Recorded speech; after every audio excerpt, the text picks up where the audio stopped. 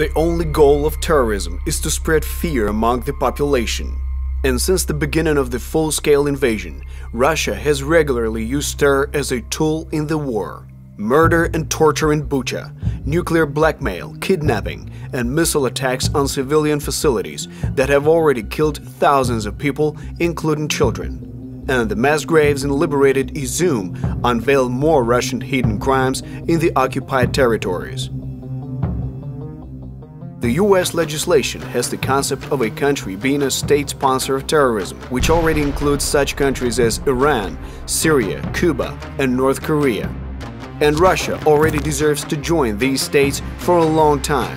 What are the consequences for Russia after being designated state sponsor of terrorism? A symbolic gesture.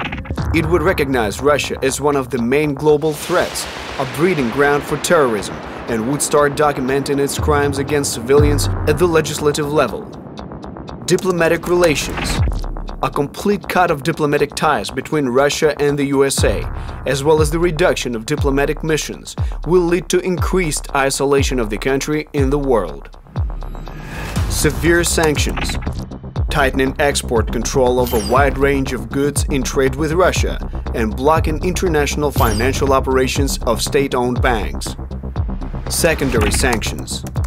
Anyone who continues cooperating with Russia will be subject to secondary sanctions, usually economic ones, and this makes it impossible for the Russian Federation to trade.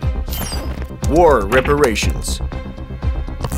Russia will become a legal subject for reparations, which it may have to pay in court from its frozen assets. Fatf Blacklist. The blocking of correspondent accounts of Russian banks worldwide will lead to a total restriction of financial transactions and have a much stronger impact than disconnecting them from SWIFT. Isolation of top officials. The status of a state sponsor of terrorism will be followed by the diplomatic isolation of Russia's top officials along with the blocking of their assets in international banks. The sanction pressure from the world community is big, but not enough. Until Putin's war machine stops, the war will keep taking civilian lives, and terror will continue to be the key tool of Russia. Of course, recognizing Russia as a state sponsor of terrorism can lead to unpredictable consequences. However, the Russian leadership is doing everything to destroy Ukraine and keep the whole world in fear. It uses torture and does not hesitate to wipe out entire cities.